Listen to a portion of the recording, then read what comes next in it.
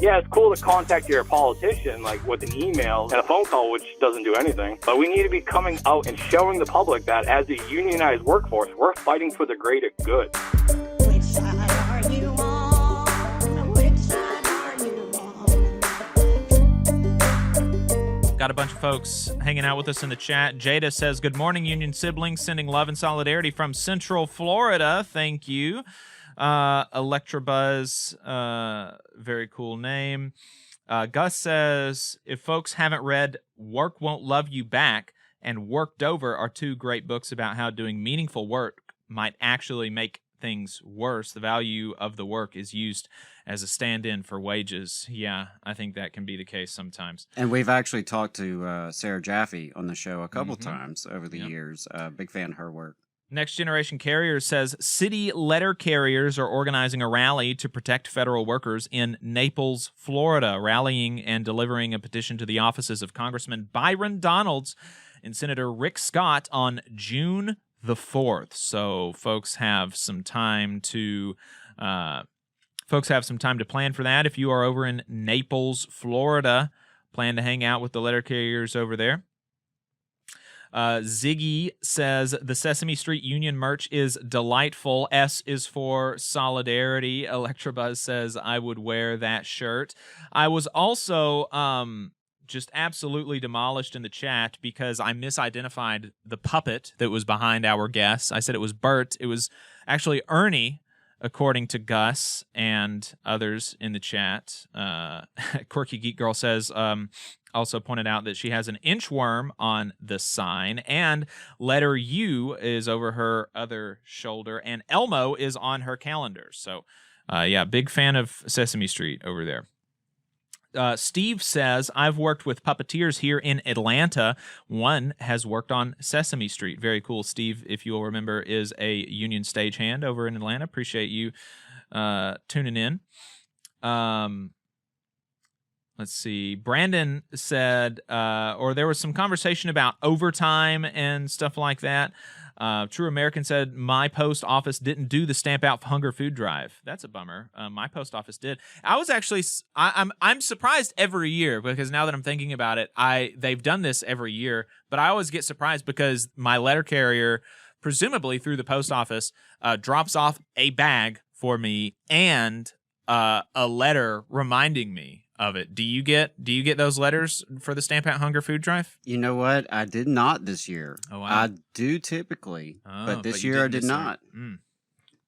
I did not. I'm going to be honest. Maybe you'll have to file a grievance against your letter carrier. Oh, and Steve had a very important reminder that he is an IATSE, but that doesn't mean he's a stagehand because he works in film and TV.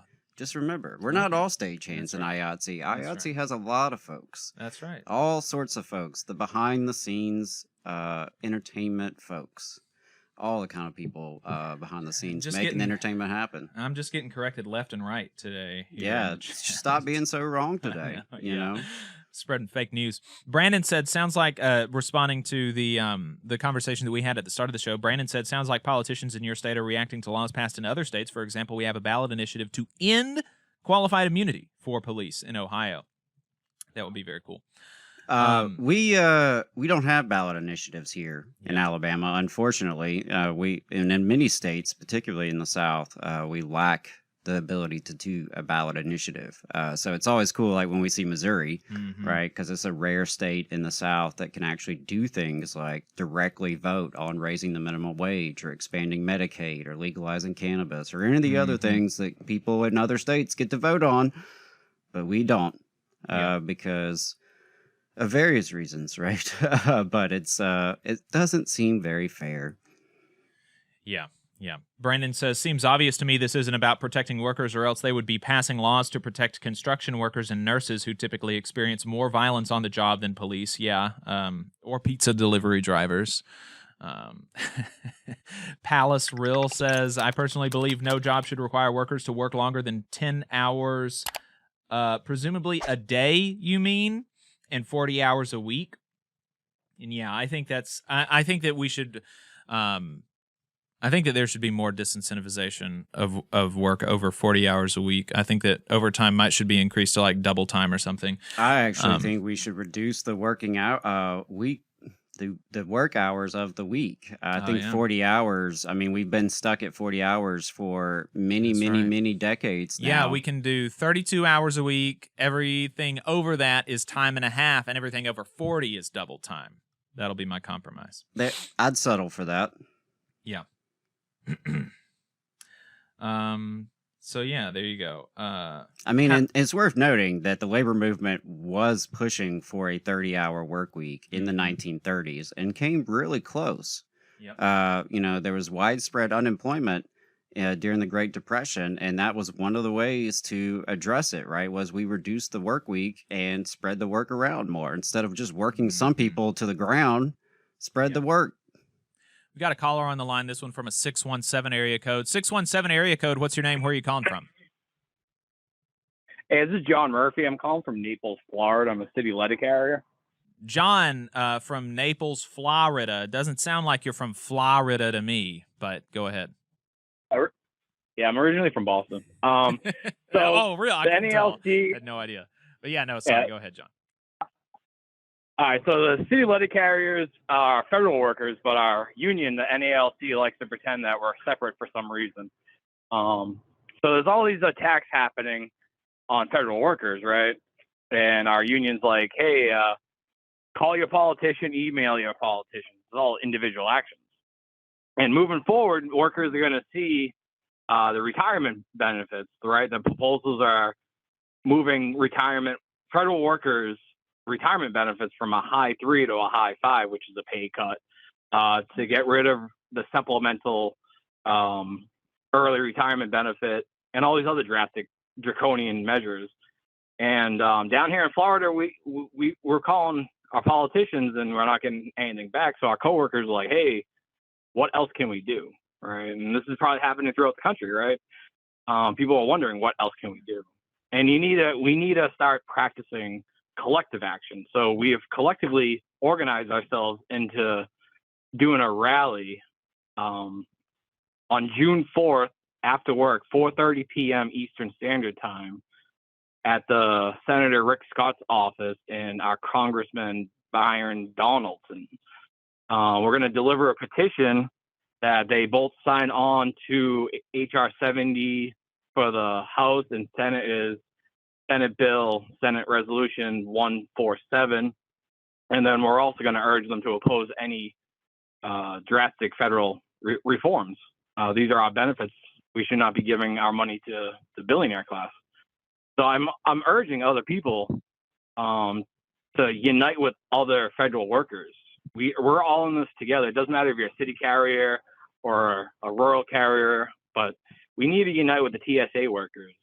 And it's kind of disheartening. It's kind of disheartening right now that you see across the country Brian Renfro, the president of the NALC, wearing his red shirt that says "Fight Like Hell," but all he's doing is lobbying. And as a working class, lobbying politicians is not fighting. Fighting is taking to the streets as a collective, as a workers, as community members. And that is something we need to be doing.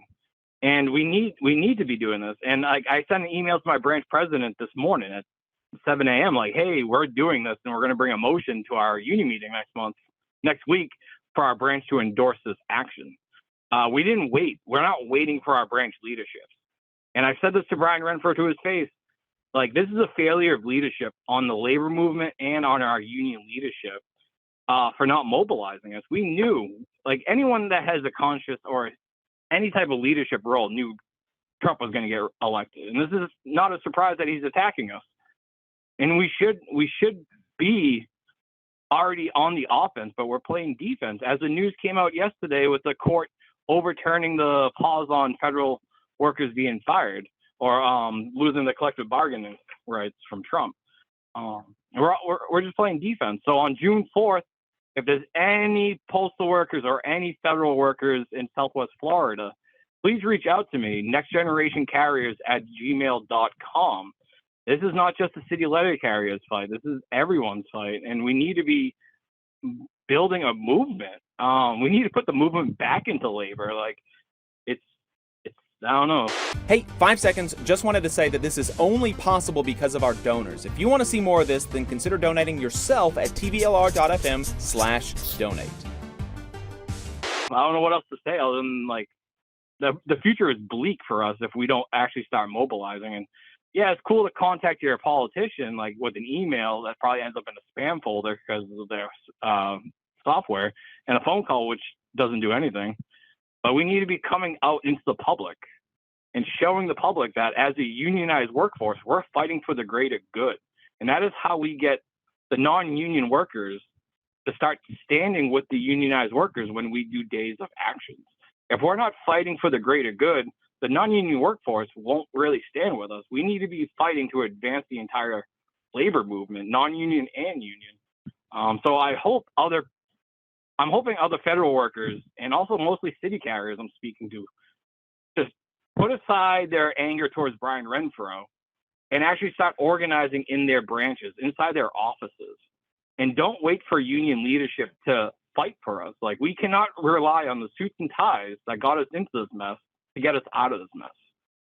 One person sitting in Capitol Hill is not going to solve the problem of 200,000 letter carriers. It's up to the 200,000 letter carriers to preserve our job. Just like for federal workers, it's up to the entire federal workforce to take a stand and fight back.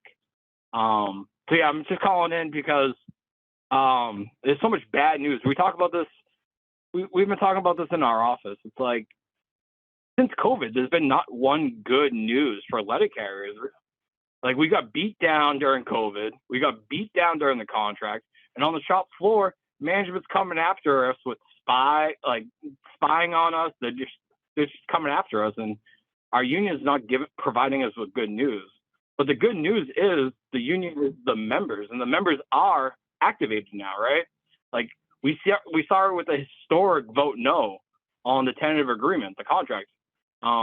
We're a sleeping giant for so long, and people are like, oh, we want to build a fighting NALC, and it's like, that's great. Like, we need to build a fighting NALC, but I feel like too many people are waiting for their branch presidents, for their NBAs, their business agents to, like, activate us. But yeah, there's a lot of that. There's a lot of that in the labor movement. Just kind of relying on the person above you for instruction and direction and sign off instead of taking initiative with the authority that you have, and doing what you can with it. So I'm really excited to see this rally on June 4th. Definitely let us know how it goes, and call back afterwards, and definitely encourage you to reach out to your local AFGE chapter, because these, especially this retirement stuff, the raising the retirement contribution rates of all federal employees to 4.4%. That's kind of, right now, it's kind of like a tiered structure. If you were hired after 2014, that's what you contribute already. But if you were hired before that, your contributions are significantly less, and so this is going to increase the contribution rates for everybody. It will eliminate the supplemental retirement payments, and it will base the retiree benefit on the, like you said, high 5 instead of high 3, and that affects everybody. Something that doesn't affect letter carriers but does affect the rest of us is it would charge new federal employees 9.4% of their salary for FERS for the retirement system instead of 4.4%, unless they agree to be at-will employees and waive their civil service protection. So, I mean, there's just huge attacks coming in this reconciliation bill on federal workers, not limited to letter carriers. So, John, really appreciate your call and look forward to that event on the 4th. Can I just finish up with one last thing? Yeah, go ahead. All right.